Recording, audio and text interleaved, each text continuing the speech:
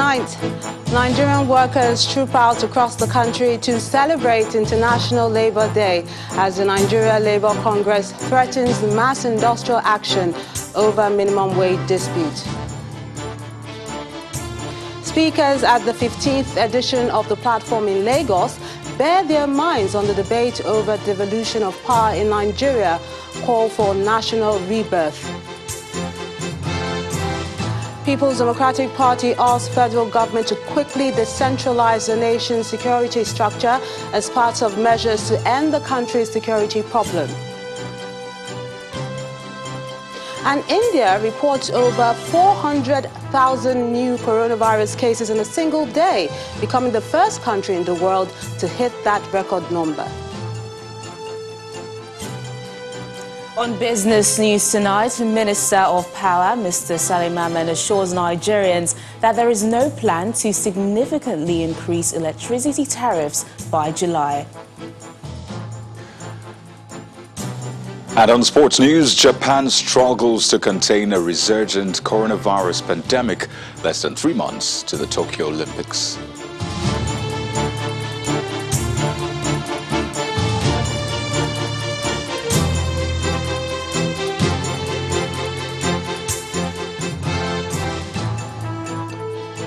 Nigerian workers joined their counterparts around the world today to celebrate the annual International Workers' Day, a day set aside to stress the need for better working conditions and awareness of the rights of workers. The event is being marked on the low key in Nigeria owing to the current reality of the COVID-19 pandemic and the fact that it falls on a weekend. The workers over the years have continued to push for better welfare across federal and state levels, especially for the implementation of the new national minimum wage and other demands. Many state governments across the country are yet to begin implementation of the new national minimum wage. And the Nigeria Labour Congress (NLC) is threatening mass industrial action if the proposed bill, which seeks to transfer the minimum wage to the concurrent list, is passed by the National Assembly. The NLC president, Mr. Ayuba Waba, also announced that workers in Kaduna State will withdraw their services for 5 days in protest over the sacking of their colleagues by the state governor, Mr. Nasir El-Rufai. He was speaking during a rally at the Eagle Square in the nation's capital, Abuja, to mark the Labour Day. The Minister of Labour and Employment, Dr. Chris Ngige, who represented the president at the event, explained that the new national minimum wage law applies to all the states. Our correspondent, Terry Kumi, has this report.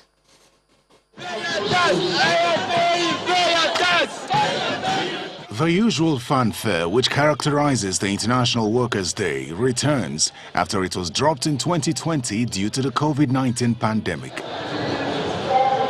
Labour unions across the country have gathered at the Eagle Square, Abuja, to reflect on the COVID-19 pandemic, social and economic crisis, as well as challenges for decent jobs and people's welfare. We need an alternative policy option. In light of COVID-19 pandemic, we have suggested several alternative economic policies to concretely grow the economy, retain existing jobs, and create demand for fresh employment. The labour unions are concerned about the mass sacking of workers in Kaduna State and the bill to transfer the minimum wage from the exclusive legislative list to the concurrent list. We have already declared that there will be a 5 days withdrawal of services, all services in public and private services in Kaduna. Comrades, as all of us could recall, there have been attempts by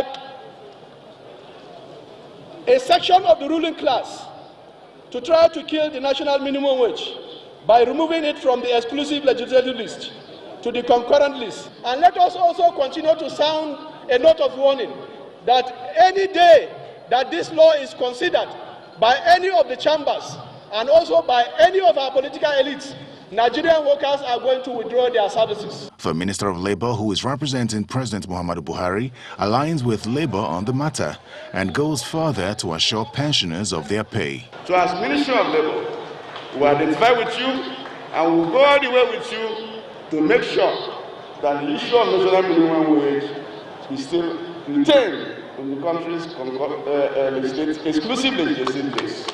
All pensioners will get their pay from May and get arrears starting from 18th of April 2019. Speaking to journalists on the site, former NLC President Adams Oshomole, having been a governor for 8 years, does not believe that some states are unable to pay the new minimum wage. A governor that buys the Toyota Land Cruiser, when they buy those vehicles, do they tell the employer, the marketer, sell according to the ability of my state? You cannot have a National Assembly that takes so much every day, every week, every month, and on that floor of the National Assembly, somebody is questioning why a Nigerian worker should earn $60 for 30 days, which is less than about $2 a day. The International Workers' Day draws attention to the plight of workers and the need to pay attention to this group of people who contribute immensely to the economy of the nation. Terry Ikumi, Channels Television News. Workers across northern Nigeria also joined their counterparts in other parts of the country to mark the 2021 May Day celebration, although it was low-key in some states. Apart from the issue of workers' welfare, another matter that reverberated during the celebration is the insecurity in different parts of the country.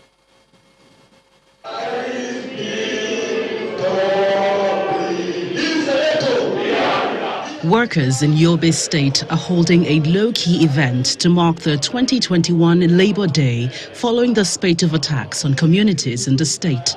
However, one issue that remains paramount for them is the implementation of the harmonized pension for retirees in the state. We have to respect the COVID-19 protocols. And some of our members have drawn our attention with the issue of security. In neighboring Borno, it is also a low-key celebration, especially because of the holy month of Ramadan. The workers want the state government to implement the 30,000 naira minimum wage. Apart from economic loss, there is the issue of depreciation. We therefore appeal for the state government to allocate the completed estate like the teachers' village, the health workers' village, Zanna Umar Mustafa Legacy housing estate to workers. It is equally a modest outing in Katsina State. Workers seized the occasion to honor their colleagues who either contracted or suffered complications from COVID-19.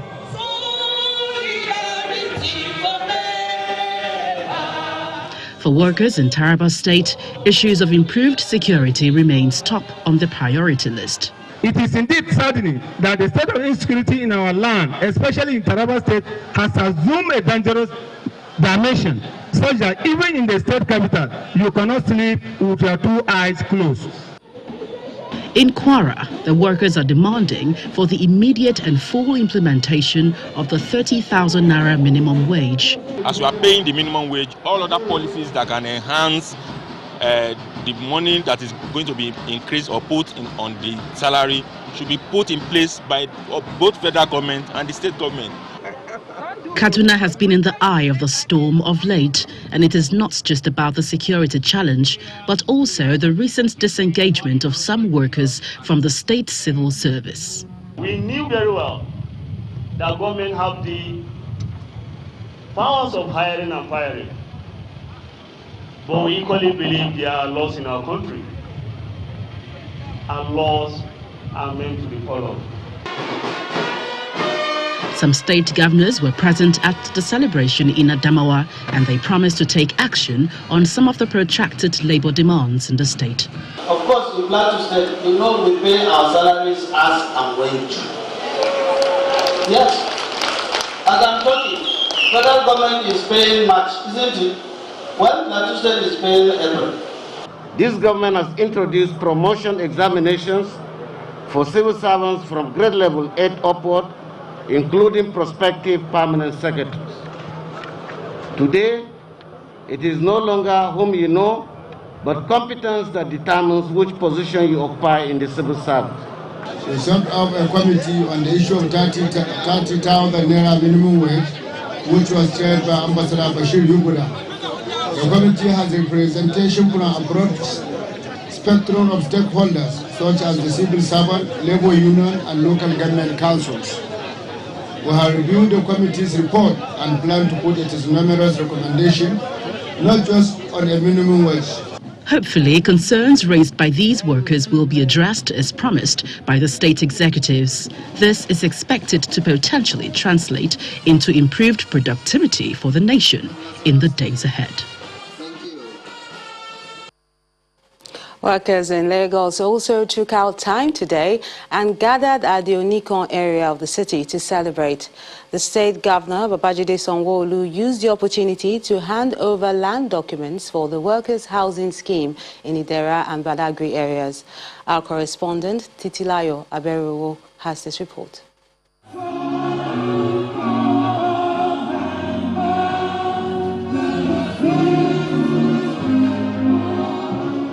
Workers in Lagos are not left out in the celebration of the 2021 Workers' Day, as thousands of them converge on the Mobolaji Johnson Arena, Onikon, to witness the May Day event.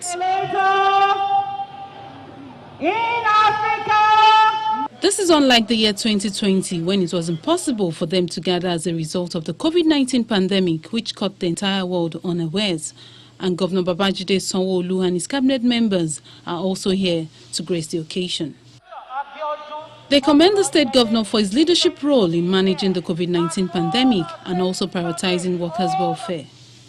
The governor assured the health of all the citizens of Lagos State. Hence, we have come here today to thank our governor for ensuring the safety of lives of Lagosians during COVID-19. Our good governor, sir, we have come again this year to also appeal and beg that as big as the workers' union is, we don't have a secretariat. We thank Mr. Governor for encouraging other employers of labor throughout the pandemic by keeping the workforce in their numbers without disengaging anybody. Governor Sanwo-Olu takes to the state to address some of their demands and hand over documents for 5 hectares each in Idera and Badagry areas for workers' housing scheme. By the time we are celebrating May 1st next year, we would have been handing over the key to befitting headquarters for the NLC and the TUC. They have asked us to provide for them housing estate, land, so that they can go and raise funding for housing estate. This is the DERA scheme, 5 hectares. This is mixed development in Badagry, 5 hectares.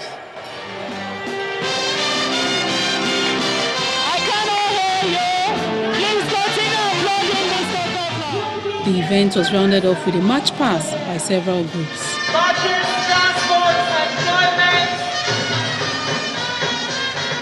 Titilayo Aberowo, Channels Television News. In part 2, after the break, we have more on how Labor Day is celebrated in other parts of the South. Stay with us.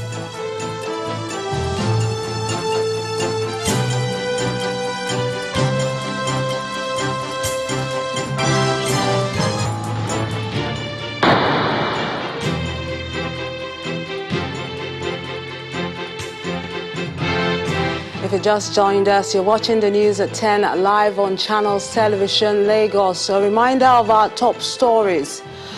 Nigerian workers troop out across the country to celebrate International Labour Day as the Nigeria Labour Congress threatens mass industrial action over minimum wage dispute. Speakers at the 15th edition of the platform in Lagos bear their minds on the debate over devolution of power in Nigeria, call for national rebirth.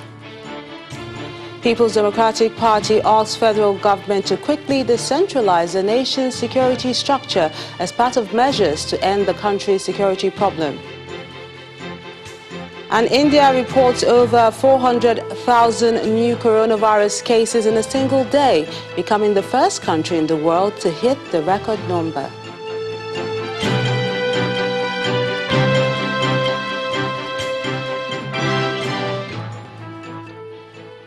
In Imo State, Governor Hope Uzodinma has been speaking on the recent spate of attacks in the state. According to him, investigations to unmask the perpetrators have reached an advanced stage, and soon the long arm of the law will expose them.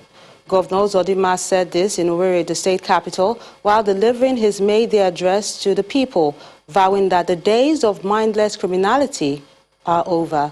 Our correspondent, Eyitope Kuteyi, has this report. You can see, it's exactly 1 week since the country home of Imo State government in Omuma community, Oru East local government area of Imo State, was attacked by unknown gunmen, leaving at least 3 people dead.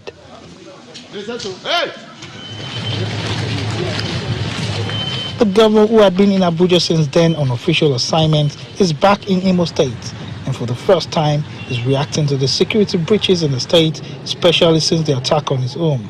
The state will employ all lawful machinery at its disposal to crush criminality. Last Sunday's attempt to bomb my country home was just their Lilliputian way of sending the message that Imo State is insecure. As always, they failed woefully.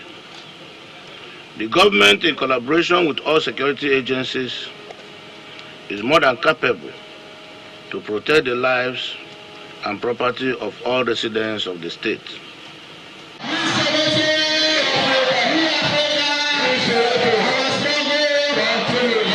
Meanwhile, workers across the state converge on the Hero Square in Owerri, the Imo State capital, to mark the May Day celebration.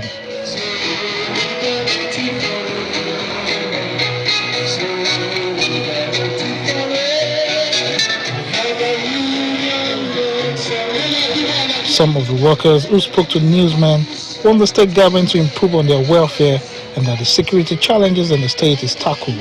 Please let everybody be calm so that this place will be peaceful. That's what I'm praying. Then I will also pray that government should also, anyhow they can make for peace, in any way. Let them please do. Governor assures that the welfare of workers remain the government's top priority. Welfare will always remain a priority for me. Whatever is necessary to make the organized labor leadership more effective and efficient, I assure you of my commitment to it. Hopefully, the government's assurance on welfare and adequate security of lives and property will boost the confidence of the people and reduce the anxiety in the state. Eyitope Kuteyi, Channels Television News. In the spirit of May Day, the Speaker of the House of Representatives, Honorable Femi Gbajabiamila, says workers in the country are worthy of being celebrated, noting that the Nigerian system has remained stable due to the dedication and sacrifices of the workers. In a statement, the Speaker promises that the welfare of the workers would remain paramount on the government's table, underscoring the resilience of Nigerian workers, whom he described as the bedrock of the society. He says the 9th House of Assembly remains committed to improving the conditions of workers through legislative interventions and asks them to continue to give their best to the country, stating that government must also keep its side of the bargain.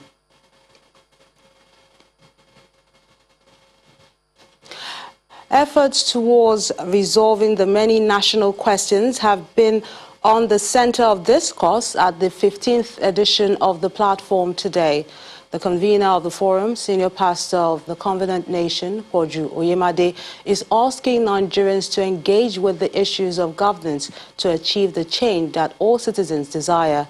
Other speakers at the events also pointed out that more needs to be done than devolution of powers. The 15th edition of the platform, an initiative of the Covenant Nation, gets underway and addresses the theme, "Is devolution of powers the solution to Nigeria's problem?"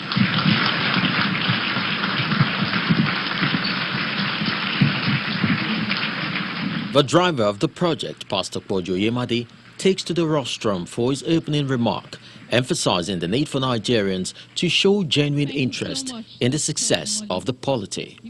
The alternative to engagement is force. But we've got to understand this, because man only acts either being persuaded or being coerced. It will be immoral, and let me say this to the elite, to advocate for violence when you have a foreign visa on your own passport. The theater to exit the nation, and the theater if anything happens. A war is something you can only determine when it starts. You cannot determine when it ends. You can be in it for 30 years. You may run away from that theater, but the poor that you claim that you are fighting for will be the ones that will be left fighting, will be the ones that will be left suffering. Notable speakers at the event bared their thoughts on the subject matter. For Charles Omoli, an international legal scholar, there is more to devolution than meets the eyes. We are saying things are hard in the country. That is true. But during the oil boom, how many oil boomed into your own house? The same people that made it during the oil boom, the same people are making it during scarcity. That tells you the issue is not the system.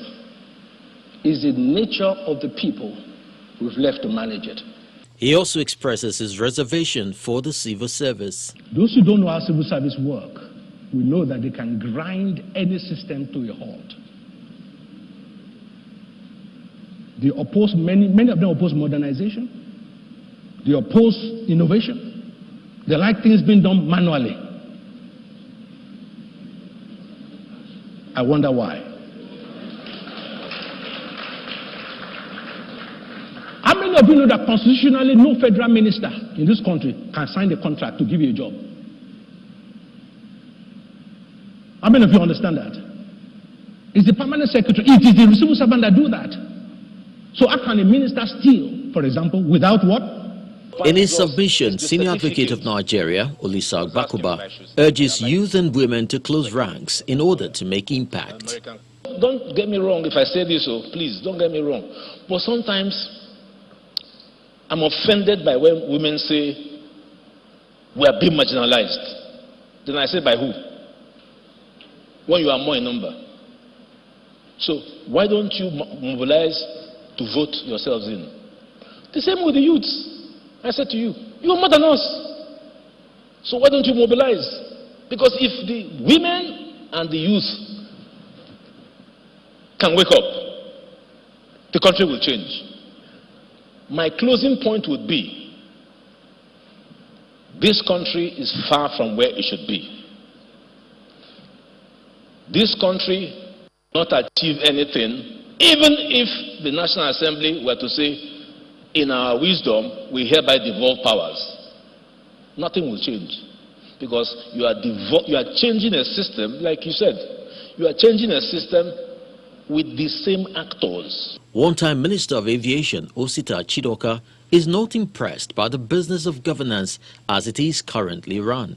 There are now 100 federal universities in Nigeria. Please give away these federal universities to the states. That's how they will develop capacity. That's how they can employ quality manpower. Return the money to where it is. The federal government has no business running the bureaucracy that is running in Abuja. And the state governments are busy frowning, asking, we want federal medical center in our place. We want university in our state. We want federal presence. Nobody gives you federal presence in your place. The federal presence is created by the states. And they will continue to make Nigeria, no doubt, isn't short of brilliant minds and ideas, as the platform has once again revealed. However, translating same into quality leadership has been quite elusive. Hopefully, discourse such as being championed by the platform Nigeria would help put the country on the right pedestal.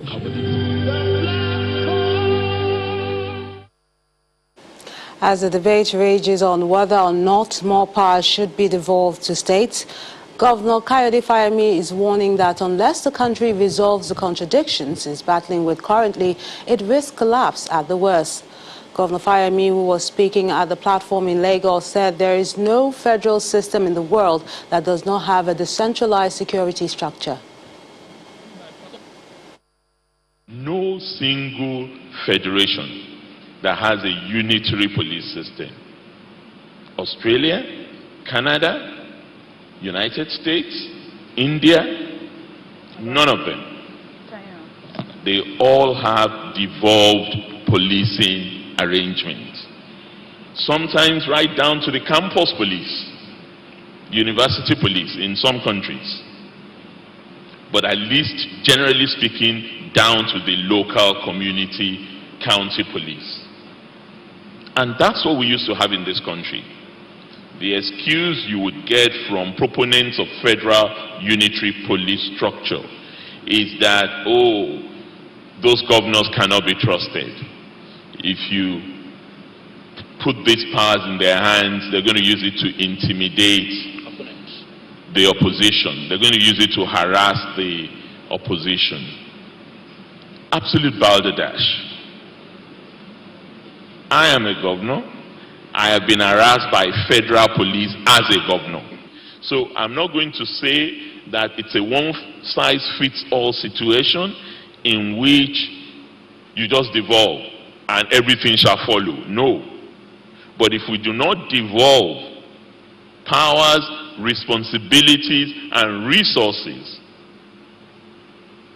to lower levels, subnational levels, I think we're going to continue to just muddle through at best, but we will collapse under the weight of our contradictions at worst.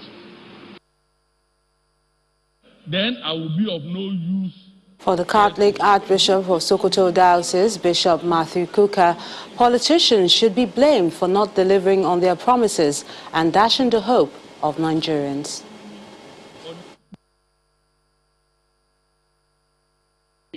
When we took off on May 29, 2015, from then till now, where are we? And this interrogation is necessary because it will help us identify the mistakes that we have made.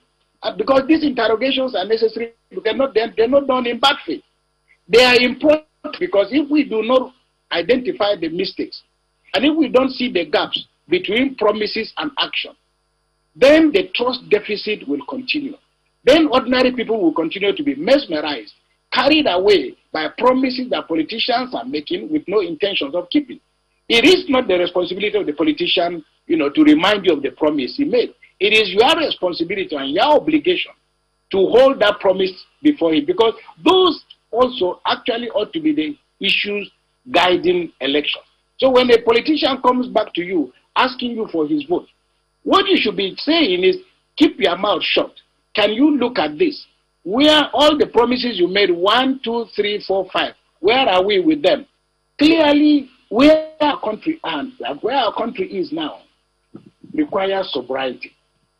It's not so much a question of trading blames, but at the same time, we must also remember it is not enough for us to simply paddle on and say that the solution to our problem is mere prayer. When the news at 10 returns, we'll have more on the security situation in the country. Plus, Minister of Power gives assurances that minor electricity tariff review will not lead to significant increase in rates. That's on Business News. Join us again.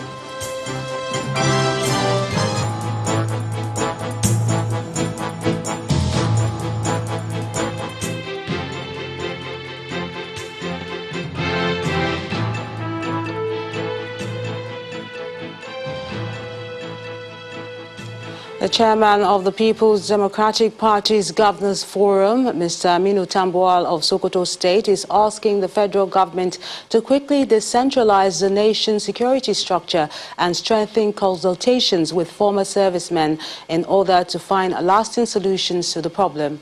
Governor Tambuwal stated this at the PDP National Caucus meeting held in Abuja, where the party raised concern about the handling of the security problem, saying the unity of the country is under threat. It's the second public meeting that leaders of Nigeria's main opposition party, the People's Democratic Party, is holding within 1 week to discuss the country's security situation. One single reason.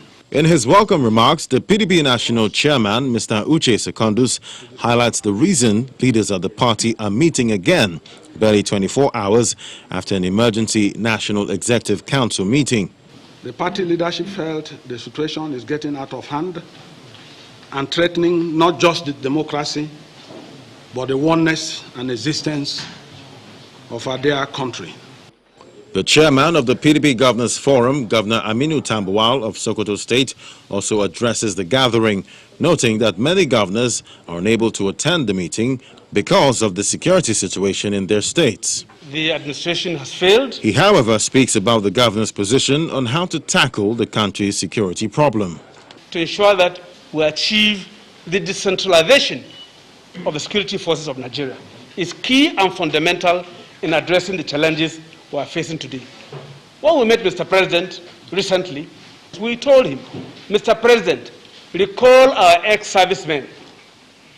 It's long overdue. We have them that are still capable, that can still contribute.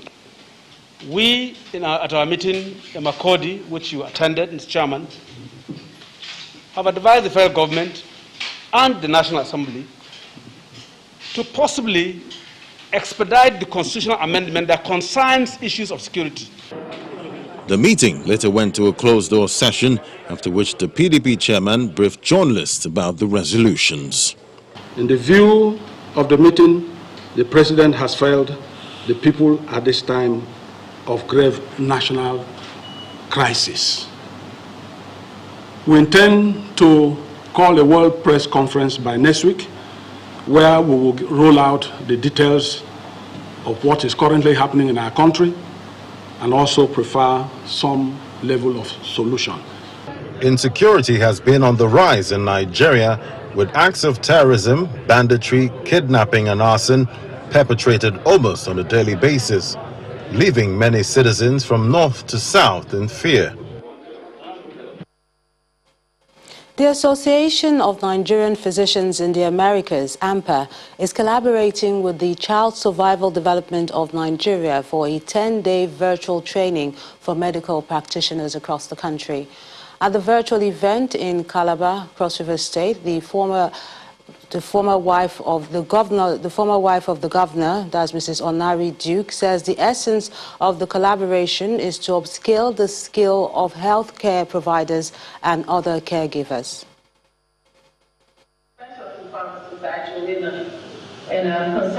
It's a hybrid medical mission event by the Association of Nigerian Physicians in the Americas and the Child Survival Development of Nigeria to train medical practitioners for 10 days across the country on better healthcare service delivery. Everybody here are nurses and doctors, so I could talk. Here in Calabar, the Cross River State capital, health workers at the physical venue are guided on the processes of helping babies breathe properly. Actually see you guys prepare your area for birth. We want to see you actually do it. The organizers say the medical mission mobilizes the finest of professionals to train their colleagues in Nigeria and better position them to deliver quality health care in the most innovative way. Out here in AMPA in America, members of AMPA from different specialties, from dental specialty to all specialties you can think of, general surgery, neurosurgery, cardio, nephrology, just think about it. We have everybody at hand to help, to support our colleagues back in Nigeria. For the former First Lady of Cross River State, Mrs. Onari Duke, the initiative is aimed at capacity building to populate the pool of expertise in child and mother care and reduce mortality rate.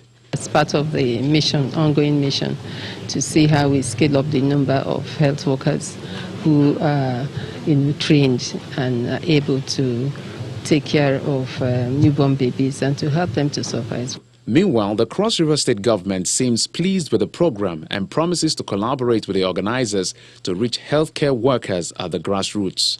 For us, it's a welcome development, and as an agency that gets to work at the grassroots, we will ensure to mobilize as many people as possible. The expectation from this training is to see improved healthcare services in the country and check medical brain drain.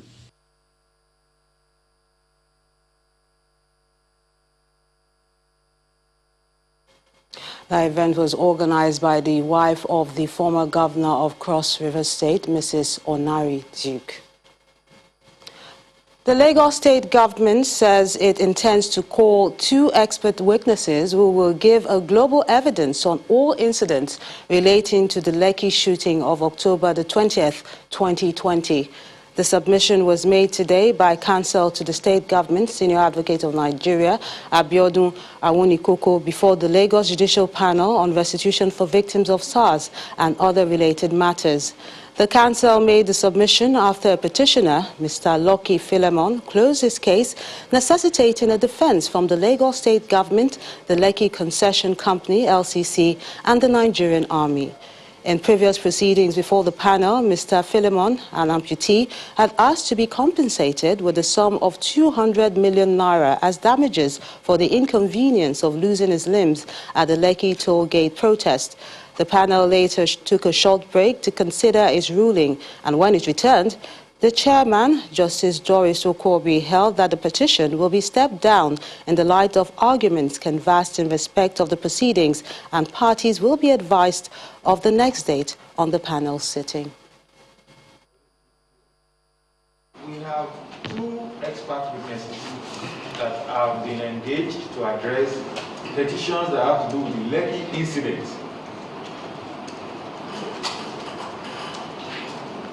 Yes. And these witnesses have already been availed the petitions, and they have incorporated in their report their own conclusions on some of these questions. That's where some of the questions we are posing are coming from. So we are laying foundation for when they will come, so that the witnesses have a chance before they come to at least have an idea of what our case is. So we will be leading at this stage, since we are making good progress on that. We'll be giving specific dates on which you can then fill these 2 witnesses. After all the petitioners with Lekki incidents will have closed their own cases. And then thereafter we can then proceed to final addresses. This petition will be stepped down in the light of arguments canvassed in respect of the proceedings today. Learned counsel for parties will be advised of the next date of the panel sitting.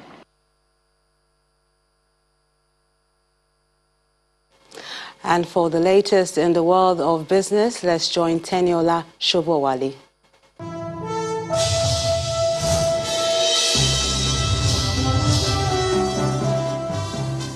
Thanks a lot, Melinda. The Minister of Power, Mr. Saleh Maman, has clarified that the minor and extraordinary review of tariffs by the Nigerian Electricity Regulatory Commission, scheduled for July this year, will not lead to a major hike in electricity tariff. A statement by the minister explains that instead of a significant hike in electricity tariff, Nigerians should expect increased efficiency in the sector to reduce tariff while managing headwinds from foreign exchange and inflation. He adds that the review being planned by the NERC was in accordance with Section 76 of the Electric Power Sector Reform Act of 2005. The Power Minister stated that the tariff for customers on service bands D and E remains subsidized in line with the policy direction of the federal government. Meanwhile, the federal government says that about 700 megawatts of electricity will be injected into the national grid by December 2021 from the Zungeru plant, barring any unforeseen developments. According to a statement by the Ministry of Power, the project held to meet the December 2020 deadline due to the impact of the global pandemic, which stopped workers from working on the project site. It stated that the project is 89% completed so far, and the President Buhari-led administration remains committed to completing all inherited and initiated projects. The International Monetary Fund says that Nigeria faces major challenges in achieving 12 of the 17 Sustainable Development Goals by 2030, with the performance in 3 out of 5 SDG areas below the median for low-income developing countries. In its post-pandemic assessment of Sustainable Development Goals, the IMF says that the country faces serious development gaps, with its indicators of human and physical capital worse than countries countries with lower GDP per capita, with the country ranked 160 out of 166 countries on the Sustainable Development Report's SDG Index. The report states that some 54% of the population is connected to an electricity grid, while less than 4% of the population has access to safely managed water.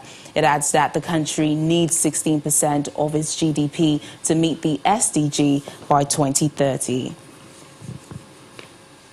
Investors in Nigeria's mining industry have been assured of profitability owing to the soon-to-be-passed Nigerian Metallurgical Industrial Bill currently at the National Assembly.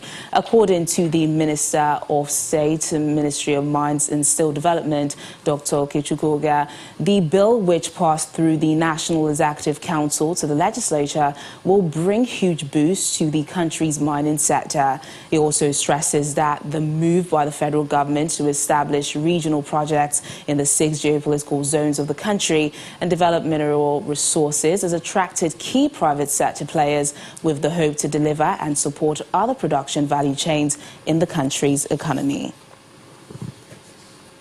The Securities and Exchange Commission says its regulatory action suspending the annual general meeting of Owando PLC for severe breaches of capital market regulations still stands owing to conflicting judgments from court cases instituted by the energy firm. A statement by the Commission adds that some officials of Owando PLC are under criminal investigations after receiving petitions from 2 shareholders of the oil company alleging corporate governance lapses, mismanagement, among other complaints. It said investigations were conducted into the activities of the energy firm and observed certain infractions and violations of security laws by some members of the board of Owando, which led to the sanctions on the firm and its directors in May 2019. The regulator urged stakeholders to maintain status quo in line with the law and pending appeals for stay of the various judgments. The Nigerian Council of Registered Insurance Brokers says that the increase in insecurity in Nigeria is having a negative impact on investment into the country. A statement by the association explains that the unpredictability of the criminals is putting fear in the minds of Nigerians and has the potential to discourage investors from investing in the country's economy. It adds that government should take decisive measures and speedily convey a meeting with stakeholders in a bid to stem the tide. And that's business news tonight. I'm Teniola Shibowale. It's back to Melinda for the rest of News at 10.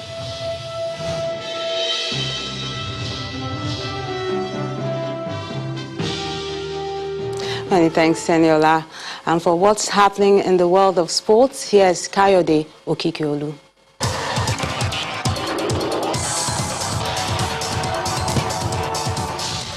Thank you, Melinda, and you're welcome to Sports News. The Tokyo 2020 Olympic torch relay began a much truncated 2-day journey through Okinawa Prefecture, partially without spectators, as the country struggles to contain a resurgent COVID-19 pandemic less than 3 months to the Olympics. Sunday's route, also without fans, is now scheduled to be held in the Okinawa Peace Park in Itoman City, but will visit the Zamami Village Islands where spectators will be allowed. The section on the island of Miyakojima City had already been cancelled because of the pandemic.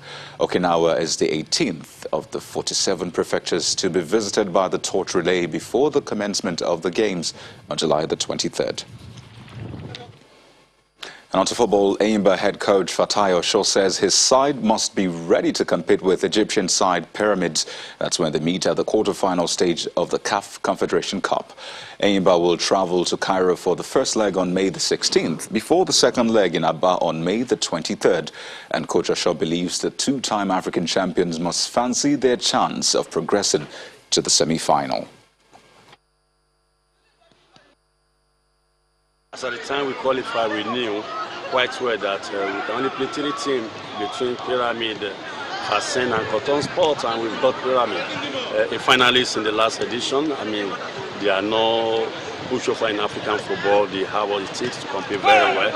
And we have a target too. And no matter the opposition we come up against, we want to fancy our chances because for us to be here, we have denied some other teams the chances to be present here. So we've got to compete and look at what we need to get a result. It will not be easy.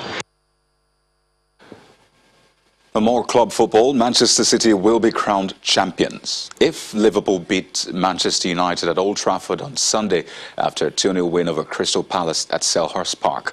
Manchester City clinched victory with 2 quick goals in the second half from Sergio Aguero and Ferran Torres.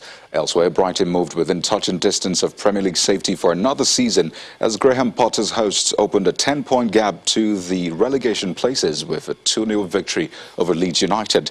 In other matches, Chelsea beat relegation-threatened Fulham 2-0 with Germany's Kai Havertz scoring a brace. In the last game of the day, Aston Villa beat Everton 2-1 at Goodison Park. Well, thank you for watching Sports News Tonight. I am Kayode Okikelu. It's back to you, Melinda.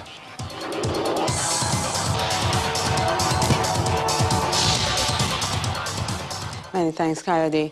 The All Progressive Congress, APC, has been reacting to the communique issued by governors of the People's Democratic Party, PDP, on recent security incidences recorded in some parts of the country.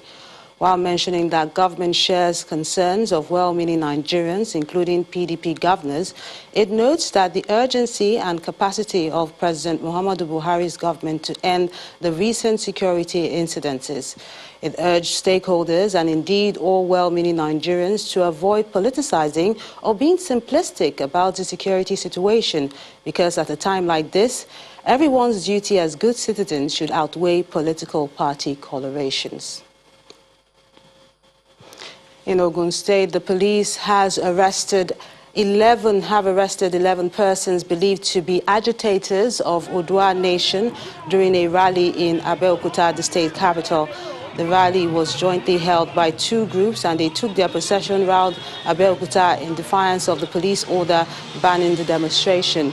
As early as 7 a.m., it was observed that security operatives took over the palace of the Alake of Egbalang, which was the venue of the rally. Joint security operatives also manned strategic locations in the state capital to prevent a breakdown of law and order. The 11 people were said to have been picked up around the palace and taken away in a police van to the state headquarters, Abeokuta. India has become the first country to report more than 400,000 new coronavirus cases in a single day as its nationwide vaccine drive launches amid a supply crisis.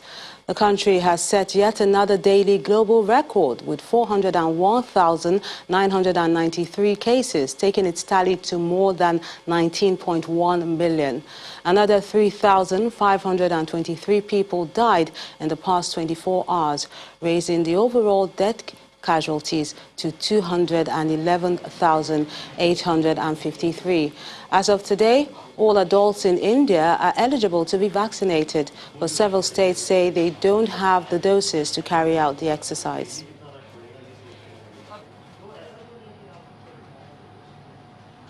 Marches led by workers and unions have been held in many countries as part of the International Labour Day celebrations. This year, the rallies took place once again against the backdrop of the COVID-19 pandemic. In many countries, police were deployed in large numbers to deal with possible disorder and ensure coronavirus restrictions were observed.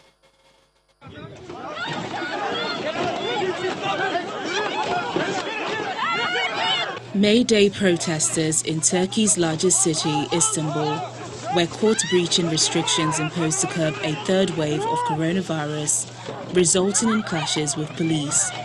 More than 200 people were arrested. Over in France, hooded black-clad demonstrators clashed with police in Paris as thousands of people joined traditional May Day protests to demand social and economic justice and voice their opposition to government plans to change unemployment benefits. Similar demands were heard in Germany, where May Day protests were held nationwide despite the introduction of tougher COVID-19 rules late last month. In the capital, Berlin, clashes broke out as thousands of police were deployed to monitor multiple demonstrations, including one organized by a group that opposes the government's coronavirus strategy. In the UK, a proposed law that would give police extra powers to curb protest was one of the main subjects of grievance across the country. Hundreds gathered in London to protest against the police crime, sentencing and courts bill, which activists fear would be used to curb dissent. It's really important to stand here. I think I'm really scared by the fact that they want to make protesting an arrestable offense. I think trying to silence people from talking about that, it's undemocratic, it's inhumane, and it's actually violent. So police are really violent with protesters, and I think that this bill enforces that, and I think that protesting is a human right. So yeah, I think it's really important for us to be here. Scaled-back May Day rallies were also held in many other countries around the world, including Russia, Spain, Sweden, the Philippines and Indonesia.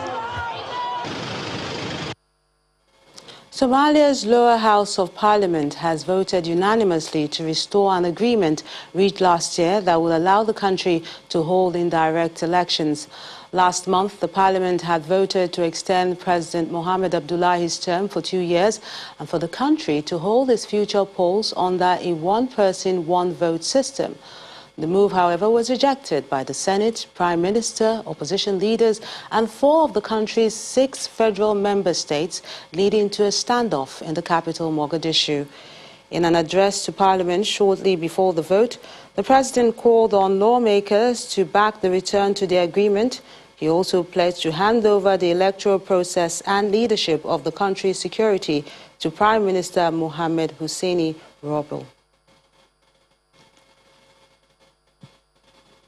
And the main news again. Nigerian workers today trooped out across the country to celebrate the International Labour Day. At the event in Abuja, President of the Nigeria Labour Congress threatened mass industrial action over the burning issue of minimum wage payment.